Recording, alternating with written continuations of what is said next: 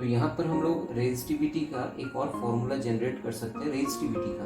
देखिए रेजिस्टिविटी का आपने डेफिनेशन पढ़ लिया है, उसका कॉन्सेप्ट पढ़ लिया है, लेकिन उसको हमने एक कोई फॉर्मूला नहीं दिया उसका। ठीक है, तो फॉर्मूला क्या होगा रेजिस्टिविटी का। ठीक है, तो आप यहाँ पर ए डिवाइड हो रहा है, अगर ए यहाँ मल्टीप्लाई कर दें, ठीक है, और लेंथ जो यहाँ मल्टीप्लाई हो रहा है वो यहाँ पर डिवाइड कर दें, तो यहाँ क्या बचा रहेगा सिर्फ रेजिस्टिविटी। तो resistivity can be written as R A by L. ठीक है, नाउ अब अगर हम रेजिस्टिविटी को दूसरा डेफिनेशन अगर देना चाहें, ठीक है, तो कैसे देंगे। देखिए मान लीजिए कि अगर आपके पास एक वायर है, ठीक है, जिसका लेंथ है 1 मीटर, ठीक है, और एरिया ऑफ क्रॉस सेक्शन है 1 मीटर स्क्वायर। ठीक है, वायर का लेंथ है 1 मीटर और एरिया ऑफ क्रॉस सेक्शन है 1 मीटर स्क्वायर।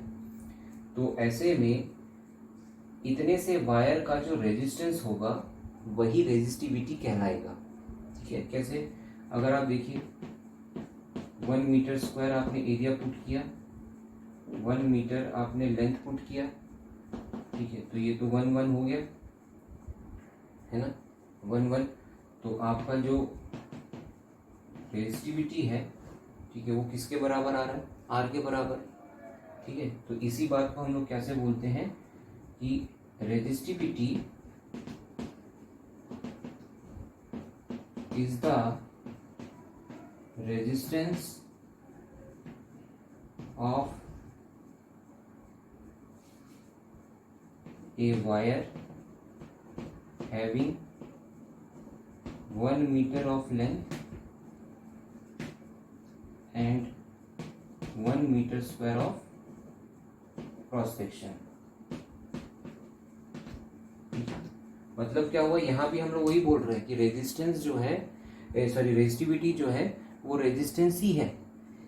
कैसे वायर के, उस वायर के जिसका लेंथ 1 मीटर हो और जिसका area of cross section 1 metre square हो। तो इतने से वायर का जो रेजिस्टेंस होगा वो रेजिस्टिविटी के न्यूमेरिकली इक्वल होगा। ठीक है, यहाँ पर इक्वल होने का मतलब दोनों रेजिस्टेंस और रेजिस्टिविटी इक्वल हो गया ऐसा बात नहीं है। ठीक है, दे आर न्यूमेरिकली इक्वल, इसको हम न्यूमेरिकली इक्वल कहते हैं। ठीक है, physically both are different. Physically अगर मीनिंग देखोगे तो रेजिस्टेंस तो लेंथ और एरिया पे डिपेंड करता है, लेकिन रेजिस्टिविटी क्या करता है क्या, नहीं। लेकिन ये यहाँ इक्वल आ रहा है, न्यूमेरिकली इक्वल आ रहा है, मैथमेटिकली इक्वल आ रहा है, तो उसी को हम लोग यहाँ पर डिफाइन करते हैं। तो रेजिस्टिविटी का डेफिनेशन आप ये भी लिख सकते हो कि रेजिस्टिविटी क्या है, resistivity is the resistance of a wire having 1 metre of length and 1 metre square of cross section. ठीक है, अगर किसी वायर का 1 मीटर लेंथ है और उसका area of cross section 1 metre square है, ऐसे वायर का जो रेजिस्टेंस होगा वही हम रेजिस्टिविटी कहते हैं। ठीक है, बात क्लियर है। अब यहाँ पर रेजिस्टिविटी का जो SI यूनिट है उसको देखें। ठीक है, देखिए फॉर्मूला तो ये हुआ, ये तो फॉर्मूला है रेजिस्टिविटी का। तो रेजिस्टेंस का SI यूनिट कितना होता है, ओम। एरिया का SI यूनिट कितना होगा, मीटर स्क्वायर। लेंथ का कितना होगा, मीटर। ठीक है, तो यहाँ पर 1 मीटर कैंसिल हो गया, तो कितना बच रहा है, rho is equal to ohm metre.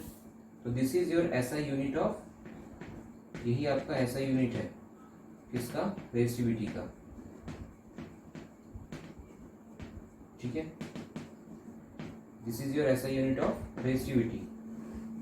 कैसे आया वो भी आप डिराइव कर लिए, है ना। अब रेजिस्टिविटी आपने देखा होगा, है ना, एक आपके NCERT बुक में इस टॉपिक के नीचे एक टेबल दिया हुआ है। ठीक है, तो वो रेजिस्टिविटी टेबल है। ठीक है, और वहाँ पर साफ साफ लिखा हुआ है resistivity is taken at 20 degree centigrade. अगर आप उस टेबल को देखेंगे तो वहाँ पर लिखा हुआ है 20 डिग्री सेंटीग्रेड। क्यों ऐसा लिखा हुआ है, ठीक है, क्योंकि हमें ये पता है रेजिस्टिविटी टेम्परेचर पे डिपेंड करता है।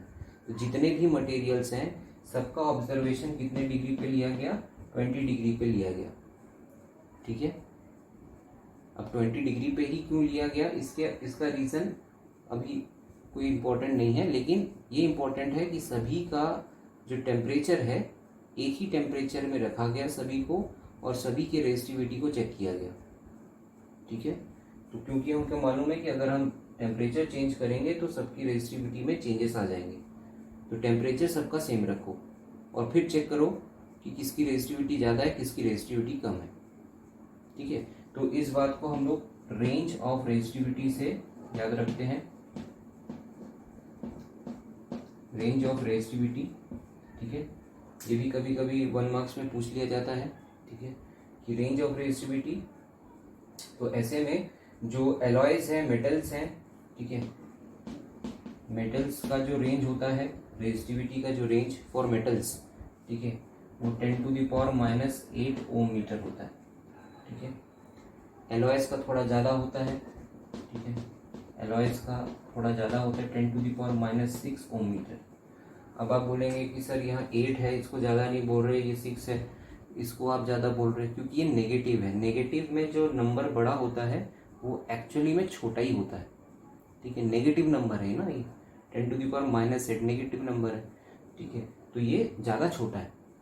ठीक है, और एलॉयज की रेजिस्टिविटी थोड़ी ज़्यादा होती है मेटल से, है ना, तो 10⁻6। लेकिन जो इंसुलेटर्स होते हैं, ठीक है, इंसुलेटर्स, तो इंसुलेटर्स का जो रेंज होता है वो थोड़ा इनसे बहुत ज़्यादा होता है। ठीक है, 10⁻12 ओम मीटर टू 10⁻17 ओम मीटर। ठीक है, तो बहुत ज़्यादा रेंज है इनका, बहुत ज़्यादा है। और रेजिस्टिविटी इतना ही ज़्यादा है कि insulators don't allow current to pass through them.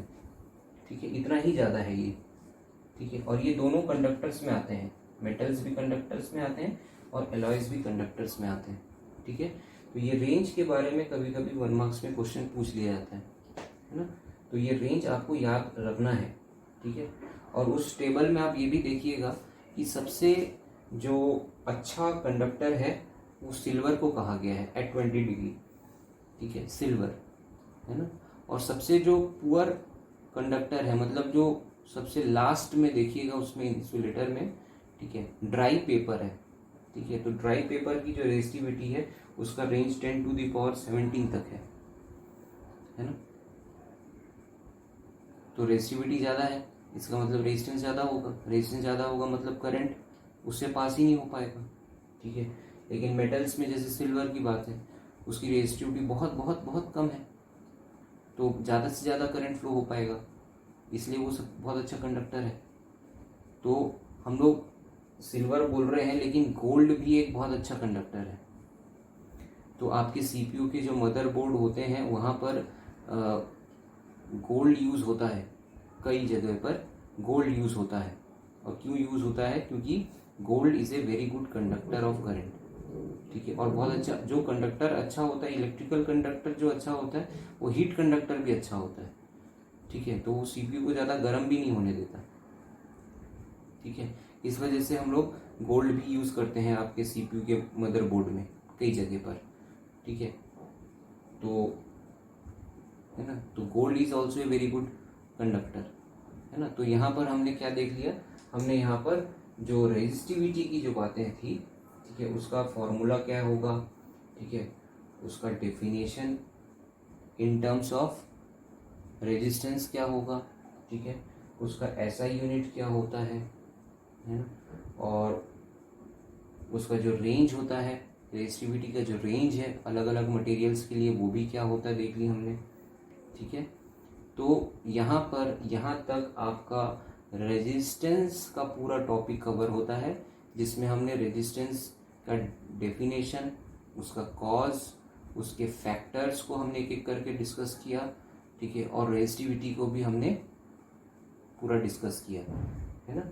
तो अगर इस कंटेंट से आपको कुछ भी हेल्प मिलता है, ठीक है, इसको देखने के बाद कुछ भी हेल्प मिलता है, तो आप ज़रूर उसको, है ना, कंटिन्यू करिए, है ना, और चैनल को सब्सक्राइब भी रखे रहिए, ताकि हम जब भी इस तरीके का कंटेंट हम आपको दें तो आप उसे टाइमली वॉच करें और वो आपके कुछ थोड़ा काम आए।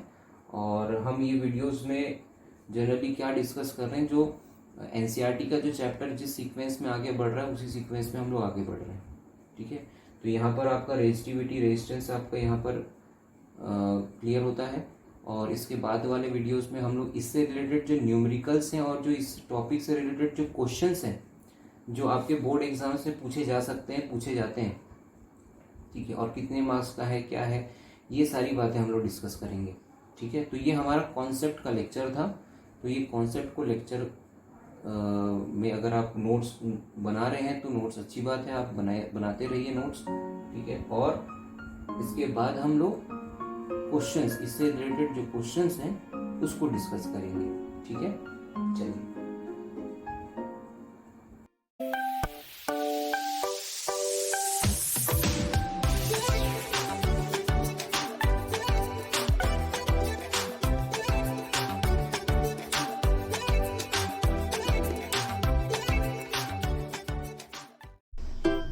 Thanks for watching. अगर आप इस वीडियो को देख के कुछ सीख पाए हैं तो लाइक, शेयर, सब्सक्राइब और कमेंट ज़रूर करिए। तब तक के लिए बाय, मिलते हैं अगले क्लास में।